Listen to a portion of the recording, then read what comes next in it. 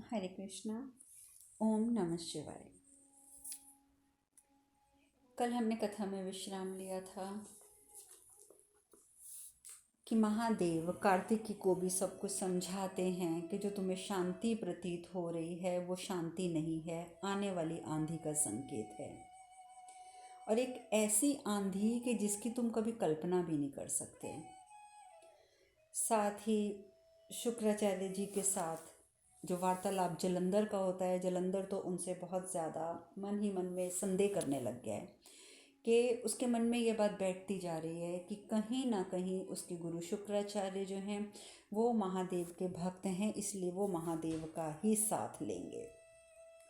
और वो कुछ नहीं करते, खासकर जब वो इस बात का जवाब नहीं दे पाते, जब जलंधर ये प्रश्न करता है कि क्या आप उस बालक की भी उतनी ही तत्परता से सहायता करते जो सिर्फ घोर अन्याय सह के आया था, जितनी तत्परता से आपने इस बालक की सहायता करी है जो कि शिवांश है। और शुक्राचार्य कुछ जवाब नहीं दे पाते। जलंधर जो है शुक्राचार्य को बहुत उल्टा सीधा बोलता है, कहता है कि मैंने बहुत सोचा आपके बारे में आचार्य, परंतु मैं इतना ही समझ पाया हूँ कि आपने जो किया मेरे साथ अच्छा नहीं किया। क्योंकि यदि आप मेरा भला चाहते तो आप मुझे बताते कि वो कौन है कि जिसकी सहायता से महादेव मेरा वध करेंगे।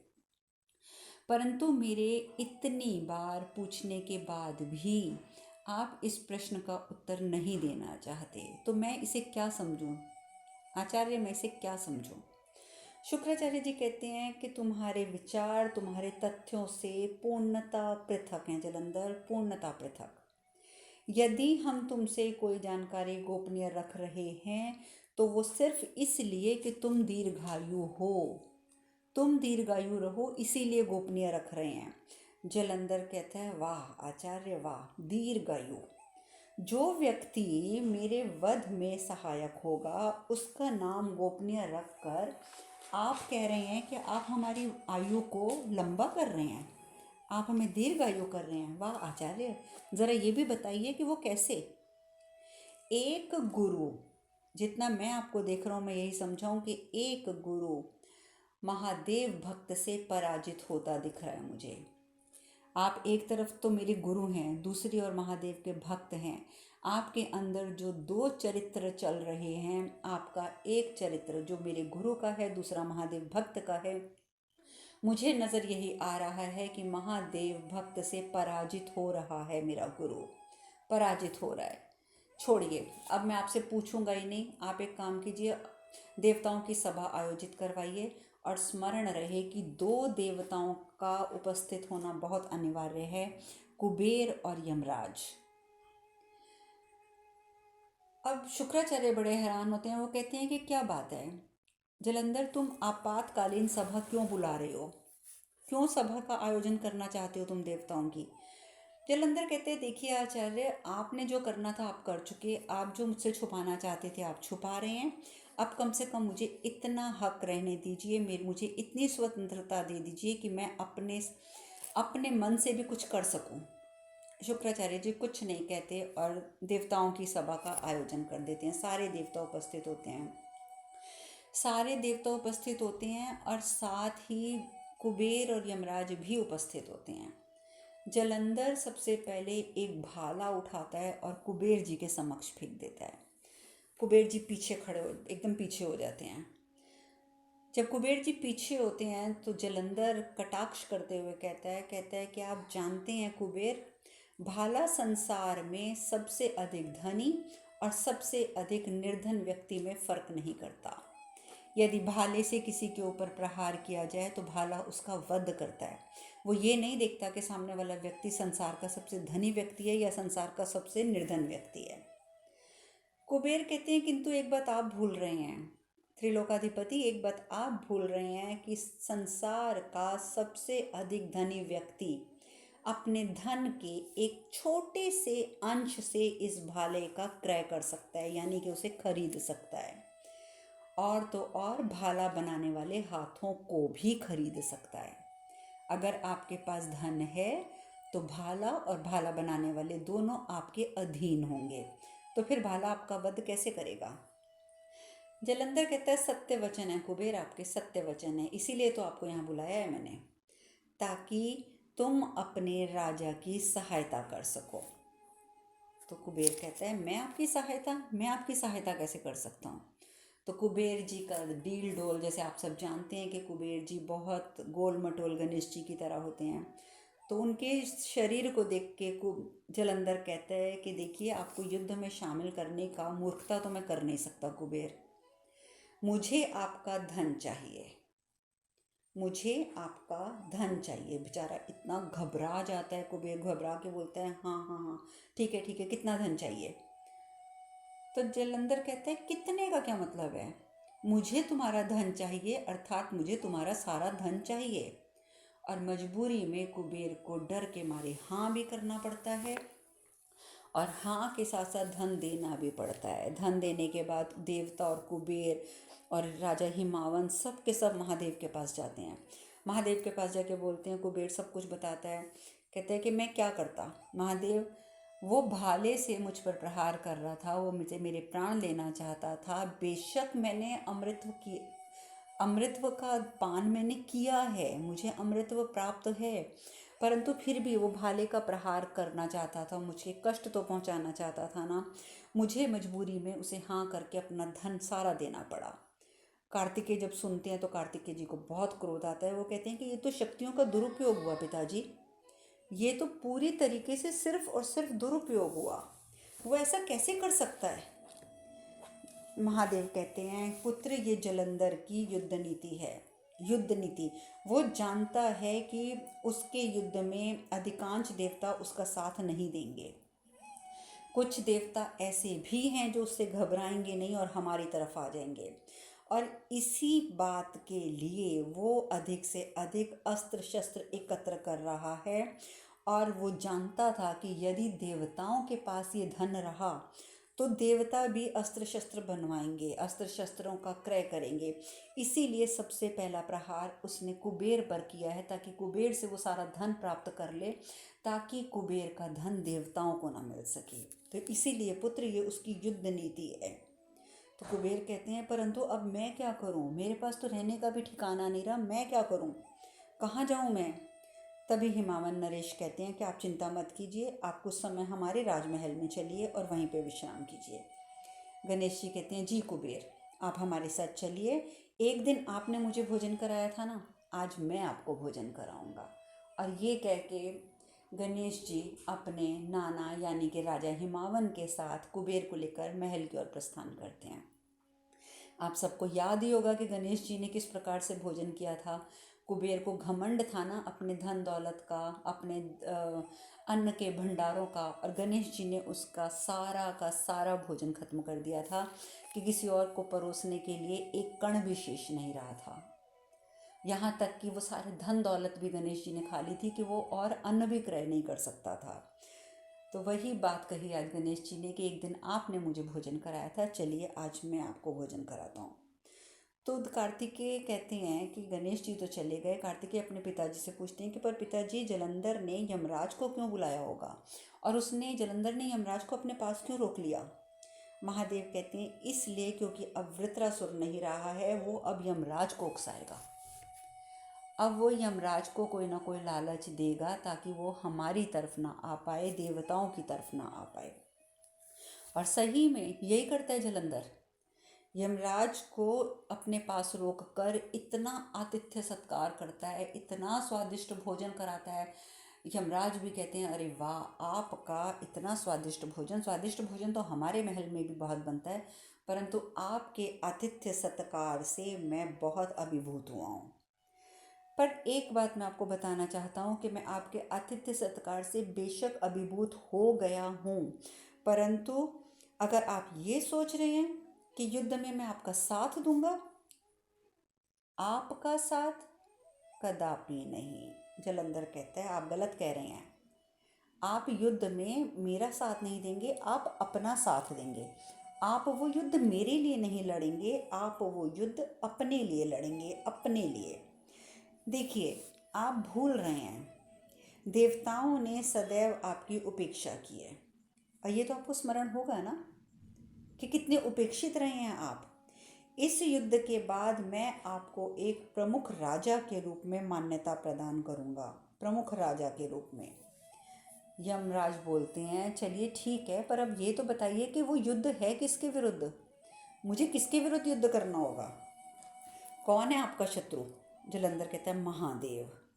जैसे ही महादेव का नाम सुनते हैं यमराज, उनके हाथ से तो भोजन ही छूट जाता है। घबराते हुए बोलते मम मम मम मैं महादेव के विरुद्ध युद्ध, नहीं नहीं नहीं नहीं, ये नहीं हो सकता। कांपने लग जाते कहते मैं महादेव के विरुद्ध युद्ध नहीं कर सकता, कदापि नहीं, मैं उनके विरुद्ध जा ही नहीं सकता। जलंधर कहता है कि और यदि मैं आपको वचन दूं कि आपको युद्ध नहीं लड़ना पड़ेगा तो तब भी आप क्या मेरी तरफ नहीं होंगे। देखिए महादेव सिर्फ मेरे शत्रु हैं, केवल मेरे शत्रु, और मैं आपको युद्ध के बाद राजा भी बनाऊंगा और आपको युद्ध भी नहीं करना होगा। तब बताइए आप मेरे साथ हैं या नहीं हैं। यमराज कहते हैं कि देखिए यदि आपने अपने संपूर्ण वचनों का पालन किया तो मैं आपका पूर्ण रूप से साथ दूंगा, ये वादा मैं भी आपसे करता हूँ। जलंधर कहता है धन्यवाद, यदि आप चाहें तो मैं आपको अपनी सेना का सेनापति भी नियुक्त कर सकता हूँ। यमराज कहती हैं ये मेरा सौभाग्य होगा, परंतु ये बात कह के वो हाँ ना कुछ नहीं कहते और वहाँ से प्रस्थान कर जाते हैं।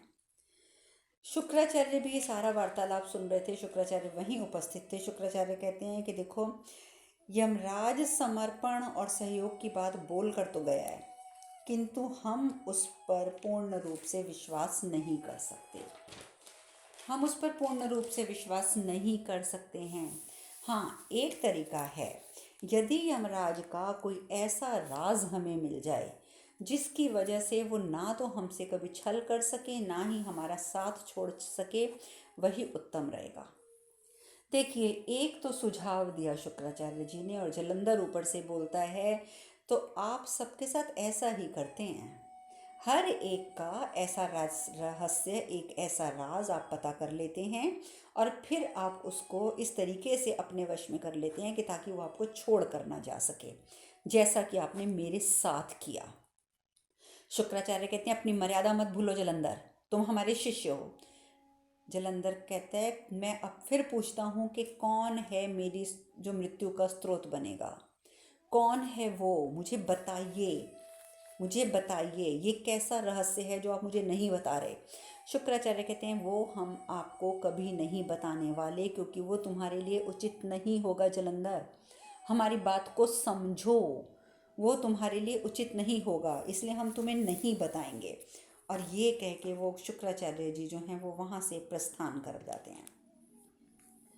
अब शुक्राचार्य तो वहाँ से प्रस्थान कर गए, जलंधर वहाँ पर हाथ मलते रह गया कि इतनी बातें बोलने के बाद भी शुक्राचार्य ने किसी भी तरह से उसका नाम नहीं बताया। अब जलंधर सोचने को मजबूर हो जाता है कि मैं किससे पता करूं आखिर वो कौन है जो मेरे वध में महादेव का सहायक बनेगा। उधर दूसरी ओर माता पार्वती महादेव को प्रणाम करती हैं और कहती हैं कि गुरुदेव अब हमारे लिए क्या आज्ञा है। महादेव कहते हैं कन्या तुम बहिरंग चरण के 4 चरण पूर्ण कर चुकी हो, जो अष्टांग योग के प्रथम 4 चरण हैं, यम नियम आसन और प्राणायाम। महादेव कहते हैं कि ये 4 चरण पूरे कर लिए तुमने और इन 4 चरणों को पूर्ण करने से तुम्हारा मन निर्मल हो चुका है। अब तुम्हारे मन में उत्तम संकल्प उठ रहे हैं, उत्तम संकल्प, इसलिए ऐसी स्थिति में तुम अंतरंग चरण के 3 चरण, अंतरंग चरण देखिए बाह्य जो हमारे शरीर की मैंने बात करी थी उसके 4 चरण थे, और अंतरंग यानी कि अंदर के यानी कि मन से रिलेटेड जो हैं वो हमारे 3 चरण और होते हैं अष्टांग योग के, धारणा, ध्यान और समाधि। महादेव कहते हैं कि अब स्थिति में तुम इन चरणों की ओर अग्रसर हो सकती हो, तुम्हारा मन अब पूरे तरीके से तैयार है।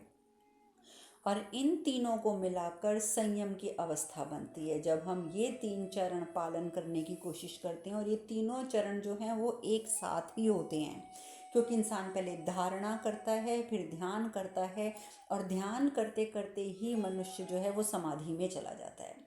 तो महादेव कहते हैं कि इन तीनों का संयम की अवस्था जब बनती है तब जाकर चित्त जो है वो हमारे अपने वश में होना शुरू हो जाता है।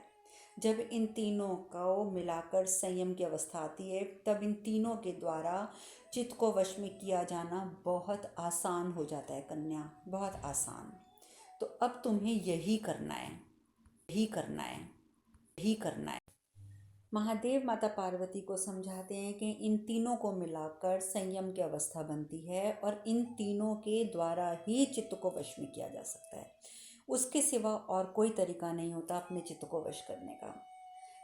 वो कहते हैं कन्या, जब धारणा और ध्यान की ओर तुम अग्रसर होगी तब चित्त में विक्षेप का उदय होगा और विक्षेप से मुक्ति के लिए तुम्हें चित्त को एक स्थान पर स्थिर करने का प्रयत्न करना होगा, क्योंकि जब तुम्हारा चित्त किसी एक स्थान पर स्थिर हो जाएगा तो विक्षेप से तुम्हें मुक्ति प्राप्त होगी।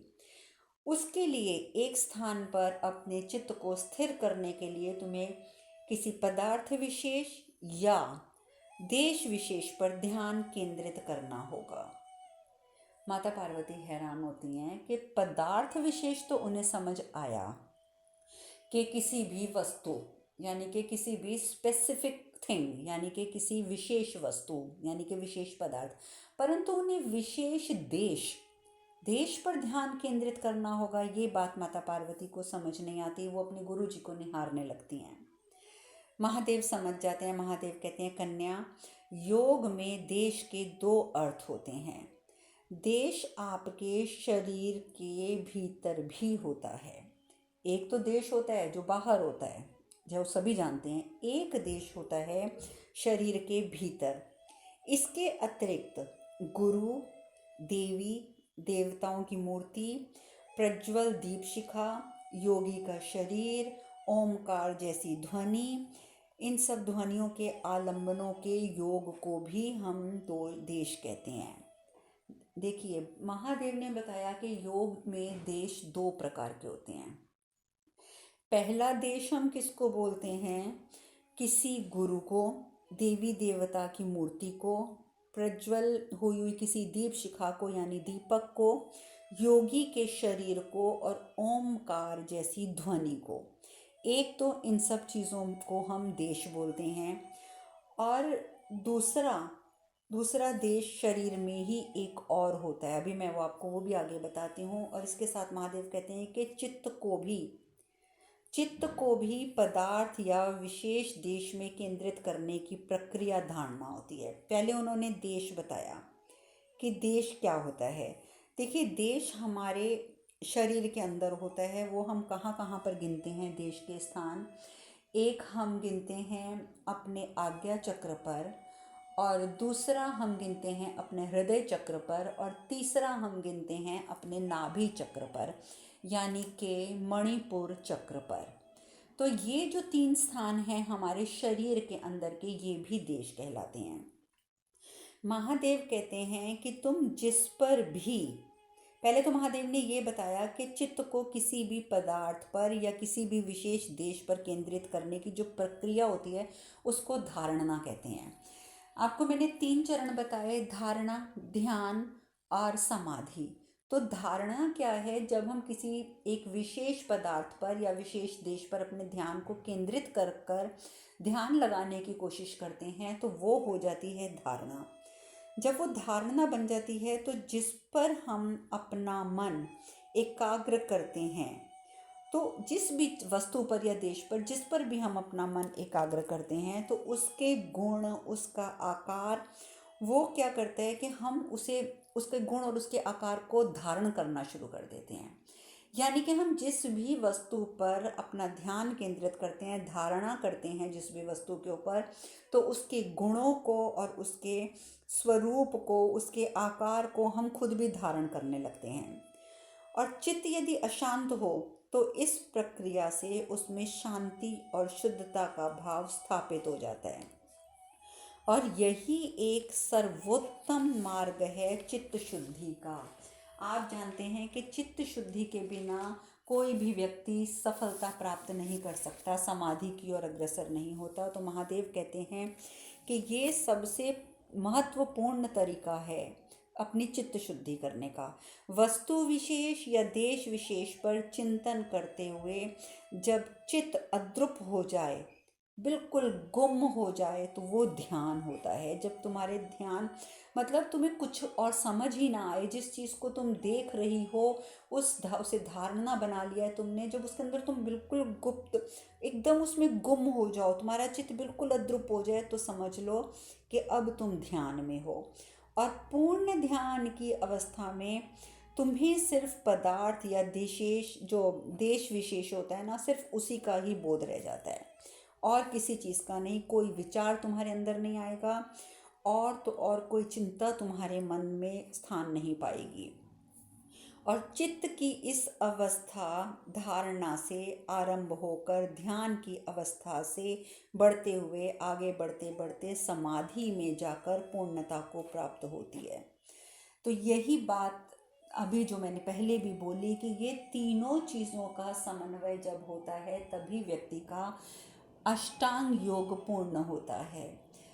ये तीनों देखिए एक साथ हैं। पहले आप या तो अपना देश विशेष चुन लेते हैं या वस्तु विशेष चुन लेते हैं, फिर आप उसके ऊपर लगातार मतलब धारणा करते हैं, यानी कि उसको लगातार देखते हैं, यानी कि धारणा करते हैं। धारणा की ओर अग्रसर होते होते आप ध्यान में लुप्त हो जाते हैं और ध्यान जब अपनी पूर्णता पर पहुंच जाता है तो इंसान समाधि में पहुंच जाता है। और समाधि जो है वो अष्टांग योग का आखिरी चरण है। महादेव कहते हैं कि जब साधक को मैं की अनुभूति ना रहे, आप जानते हैं कि मैं सबसे बड़ा दुश्मन है एक व्यक्ति का। जब व्यक्ति मैं का त्याग कर देता है उसमें काफ़ी हद तक चित्त शुद्धि तो स्वयं हो जाती है, पर मैं का त्याग हो ही तो नहीं पाता। हर इंसान मैं में डूबा रहता है। तो महादेव कहते हैं कि जब साधक को मैं की अनुभूति ना रहे और ये भी अनुभूति ना रहे कि उसने मतलब वो क्या अनुभव कर रहा है, उसको ये भी ना याद रहे कि वो कुछ अनुभव कर रहा है। जब वो परम शून्य में विलीन हो जाए और उसे विलीनता का भी आभास ना हो, विलीन तो हो गया वो शून्य में, परंतु उसे विलीनता का भी आभास ना हो, वही परम समाधि की अवस्था होती है कन्या, वही परम समाधि है। तो बात तो वहीं आ गई कि पहले हमें सब सर्वप्रथम जब हम बहिरंग से अंतरंग की ओर मुड़ते हैं, यानी कि पांचवें चरण में जाते हैं, तो क्या होता है, हमें पहले धारणा करनी है। धारणा ही धीरे धीरे ध्यान में परिवर्तित होती है और जब पूर्णतः ध्यान लग जाता है तो हम समाधि की अवस्था में पहुंच जाते हैं और वही अष्टांग योग का वहीं पर पूर्णता होती है। इसके बाद महादेव कहते हैं अब तुम स्थान ग्रहण करो कन्या। तो माता पार्वती वहाँ बैठ जाती हैं। महादेव के हाथ में एक नीले रंग का पुष्प होता है, खिला हुआ पद्म, खिला हुआ नीला कमल का फूल, वो महादेव के हाथ में होता है। माता पार्वती को बोलते हैं कि अब तुम ओम का उच्चारण करो और अपने चित्त को खींचकर इस नीले पद्म की ओर एकाग्र कर दो। और माता पार्वती पद्मासन में बैठकर अपने ओम का उच्चारण अपने मुख से शुरू करती हैं और ओम का उच्चारण करते हुए वो उस पुष्प को एकटक होकर निहारती हैं, एकटक होकर देखती हैं। माता पार्वती द्वारा नीले पद्म को देखना, उसके अंदर अपने चित्त को विलीन करने की कोशिश करना, यही धारणा है, यही धारणा है। और लगातार माता पार्वती ओम का उच्चारण करते हुए उस पुष्प को देखती हैं। महादेव कहती हैं श्वास दर्शन। महादेव कहते हैं अब श्वास दर्शन। उचित मुद्रा में बैठकर नेत्र बंद करो कन्या और सबसे पहले अपना ध्यान को लेके जाओ अपने श्वासों की ओर, ताकि तुम्हारा ध्यान तुम्हारे श्वास के साथ यात्रा करे। अब श्वास के साथ यात्रा ये सबसे आसान प्रक्रिया होती है ध्यान में जाने की, और यही प्रक्रिया महादेव माता पार्वती से करवा रहे हैं। वो कहते हैं कि पार्वती अब अपने श्वासों के साथ यात्रा करो। श्वास जब तुम्हारी नासिका में प्रवेश करे, यानी कि नाक से जब तुम सांस लोगी, तो उसे भूलना मत कन्या, उसे भूलना मत। उसके साथ विचरण करना कि वो कहाँ जा रही है, कहाँ कहाँ पर वो स्पर्श कर रही है, ये सब देखना है। जब तुम्हारी सांस तुम्हारे नाक से अंदर गई तो तुम देखो नाक से अंदर जाने के बाद वो सांस कहाँ जा रही है, तुम्हारे शरीर के अंदर के किस किस भाग को वो सांस छू रही है, कहाँ कहाँ स्पर्श कर रही है, ये देखो। और जब श्वास का अस्तित्व तुम्हें हर क्षण ज्ञात रहे, हर क्षण, यानी कि जब तुम्हें लगे कि बस अब तुम्हें बिल्कुल पता चलता जा रहा है हर क्षण कि तुम्हारी सांस कहाँ कहाँ कहाँ कहाँ जा रही है, तुम्हारा सांस का अस्तित्व तुम्हें बिल्कुल साफ स्पष्ट तौर पे प्रतीत होने लगे, तो धीरे धीरे अपने नेत्र खोलो और सब कुछ भूल कर धारणा और ध्यान की ओर अग्रसर हो जाओ। और धारणा वो किस पर करवा रहे हैं, नीले पुष्प पर, नीले रंग के पुष्प पर। अब वो कहते हैं कि अब आंखें बंद करके अपने श्वासों के साथ पहले यात्रा करो। महादेव ने बिल्कुल स्पष्ट शब्दों में माता पार्वती को सारे चरण समझा दिए कि पहले तुम अब श्वासों के साथ विचरण करो, यात्रा करो। जब तुम्हें पूरे तरीके से श्वासों का आभास होने लग जाए कि तुम्हारी श्वास कहाँ कहाँ कैसे कैसे जा रही है, उसके बाद आंखें खोलकर और धारणा करो, यानी कि उस वस्तु को निहारो, उस वस्तु विशेष को निहारो जिसकी तुमने धारणा करनी है। आरंभ करो कन्या। और इस प्रकार से महादेव माता पार्वती से ये प्रक्रिया आरंभ करवाते हैं। अब आगे की चर्चा हम कल करेंगे। आज हम कथा में यहीं विश्राम लेंगे। हरे कृष्ण कृष्ण कृष्ण हरे हरे, हरे राम राम राम हरे हरे। आप सब खुश रहें, सुखी रहें, स्वस्थ रहें। हरे कृष्णा। ओम नमः शिवाय, ओम नमः शिवाय, ओम नमः शिवाय, ओम नमः शिवाय।